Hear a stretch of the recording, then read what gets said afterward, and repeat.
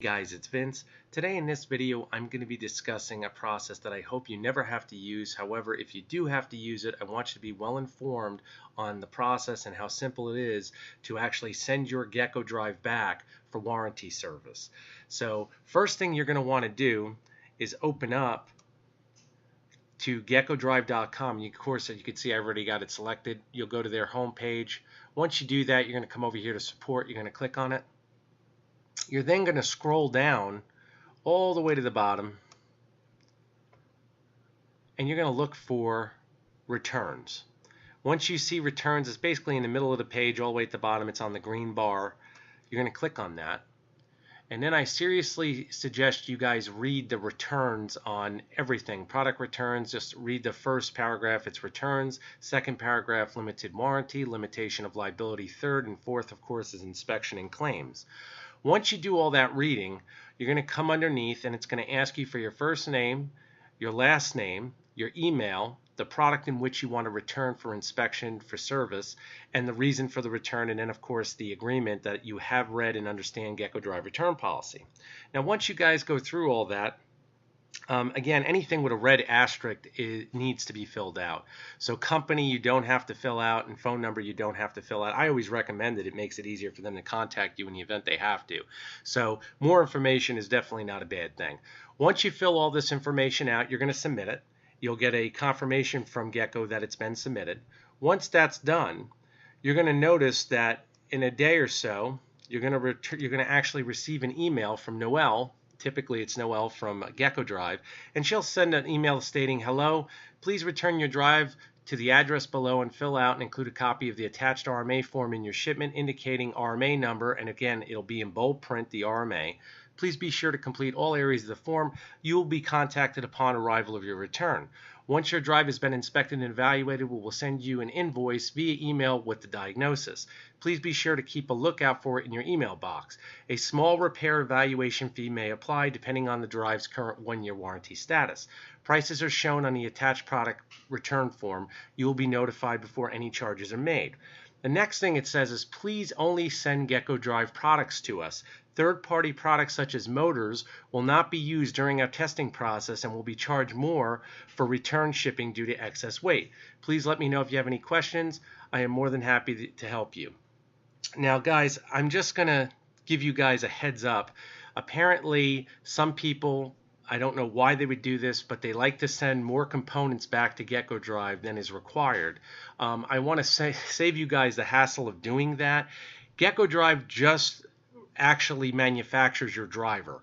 Therefore, unless it's one of their motors, you would never ever return a third-party component to them. So the only product you will be sending to them is your Gecko Drive product, whether it be a G540, G251, G201, whatever it may be. That's all you would actually send to them. You know, you're not going to include steppers, you're not going to include spindles, you're not going to include your whole setup because you're having issues. And the reason I'm saying that, I know it sounds kind of silly, is they have received other components for people, I guess, that thinking that they want to see their whole setup, so they're assuming that it makes sense to send their entire setup or at least all their electronics to them for evaluation. And of course, you can't expect them to want to pay the return shipping. Most of these components are very heavy. So we have to use common sense, and just so everybody's on the same page, this is the exact email you will be receiving once again from Noelle. And again, if you have any questions, don't be afraid to message her. She's excellent about responding. Again, typical Gecko service, top notch. The big thing here is we all are on the same page and we execute common sense. It's better to ask than to assume, because we know assumptions, what they're the mother of, and we really just want to use, common sense on every prospect of what we're doing with this. The next thing you're going to want to do, and I know this sounds kind of silly, I wanted to cover the basics of actually packaging your Gecko Drive. Okay, one of the things about dealing with mail order is I deal with packaging all the time. While I was in school, I worked for UPS. I actually was a supervisor for UPS, so I understand packing guidelines left and right. I have to assure you guys receive the product you should be receiving in the condition you should be receiving it in. That being said, I just wanted to give you guys a real quick breakdown on how to package to assure yourself safety when you're shipping your drive to them. One of the things you want to do, of course, is pick the right size box. Okay, this box is available from USPS. I'll cover it at the back end. I just wanted to cover the packaging format of the video.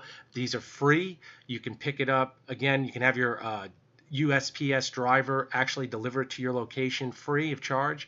And once again, the first thing you want to do is create a base for the drive. Using either packing paper, you can use bubble wrap. A lot of people tend to overuse packing material. They don't understand how to use it. Bubble wrap, there's ways to use it without using too much to get the same desired effect as far as cushioning. So once again, you want to make a bed platform in the box. Once the bed is actually made, you can see here I'm using some loosely wrapped just regular packing paper. And then what you're going to do is you're going to want some bubble wrap to actually wrap the Gecko Drive. Now again, I recommend about 1-inch bubble wrap. If you want to use smaller, that's fine. I would double it so that you make sure that drive has at least 1 inch padding between it and again the cushion bottom of the box. This again is just regulatory practice to assure that that drive reaches Gecko without any further damage. And again, you're protecting your investment, guys. Take the time, do this right. It'll save you a lot of headache. The top of the box is then topped off with an airbag. If you guys don't have airbags, you can make an airbag with a Ziploc bag. Very simple to do. Blow a little air into the bag, seal the bag. You've just created an airbag. Throw a piece of packing tape over it. Now you have an airbag. I'm going to show you now next picture. You can see the Gecko Drive has been placed inside the box. Again, real common sense stuff. It's wrapped up. It's now placed on the bed that we've already created. You're all set to go there. One other thing I want to discuss, you can see the drive is placed in diagonally again, so there's no pressure on the drive on any of the corner edges. You want to make sure that the drive fits appropriately in the box so that if the box is compressed at all in shipping due to other packages being stacked upon it, you want to make sure that it's set so that, of course, it's not being compacted. We don't want any pressure on the internal drive. So again, common sense must be executed. Here we go. We're going to go to the next picture. Again, we're topping the package off with an airbag. Once again, if you don't have access to an airbag, real simple Ziploc bag. You can make them basically out of anything. A Walmart bag, a Winn-Dixie bag, Publix bag, whatever supermarket you have near you. Save a lot. Just take a bag, put a little air in it. You could do the same thing, create the spacer, and you're set to go. You can see the box is topped off correctly. It's floating on air. You'll be happy to say that it was received in one piece. We click next. Here's the outer box diameter, 7 1/4 inches by 7 1/4 inches by 6 1/2 inches. Once again, the box is free from USPS. You can request it. It's a priority mail box. Now, I recommend sending your drive priority mail because, again, priority mail, you're going to get base insurance of $50. I recommend taking out and insuring the package fully. That's totally up to you if you want to do it. It's certainly not going to be that expensive. Gecko Drive always pays the return shipping. So just keep in mind that when you ship the package today, 2 to 3 day service, you're going to receive the package back 2 to 3 day service. So again, have respect for them because they have respect for you. I think that's just common sense. I mean, whenever I'm doing business, I always try to respect everybody, and I always look at the customer. And in this case, believe it or not, Gecko becomes your customer. So keep that in mind. Keep the drive safe. You want it to get there in one piece, or I should say with less damage than it's actually incurred, and then we can have it gone through. And of course, Gecko will go through, analyze the drive, and get it back to you as quick as possible. Typically, it's between 5 to 10 days, depending on their workload. I get some guys that'll say it'll be less than that. Some guys that'll say it'll be more than that. You have to realize that they are very busy. And that's something that, again, all businesses, you just have to kind of bear with it. They typically work as fast as they can. And again, they want to go through everything, make sure everything is done correctly. So just keep that in mind. So once again, your outer diameter, 7 1/4 by 7 1/4 by 6 1/2. Okay, real simple box size, real simple to ship. Usually run you, typically it's about $12, $13 to ship. Again, they are located in California, so if you're located closer to the West Coast, it may be a little cheaper. I'm all the way on the East Coast, Southern East Coast, so for me, it's usually about $12 to $14 to ship. Just keep that in mind, and once again, you will not be paying any shipping back because they will be shipping the drive from them directly to you. So again, they use USPS as well. So other than that, just keep that in mind. And again, if your drive does have any heat sinks on it, if you purchase the drive from me and you've incurred any damage, just keep that in mind for this box as well. It's perfect size. Even if you have heat sinks on it, you'll be fine. Just mail it back to them. Matter of fact, I'm sure they like seeing that the heat sinks are mounted because it shows that you're taking extra care to keep the drive cool. That's what we're optimally trying to do. So just keep that in mind. I hope honestly this video has been helpful. I know a lot of it's basic common sense, But if you've never done an RMA with Gecko before, again, it's a very simple process and it's very fast. I mean, Noelle usually gets back to you within 24 hours to 48 hours, depending on their workload.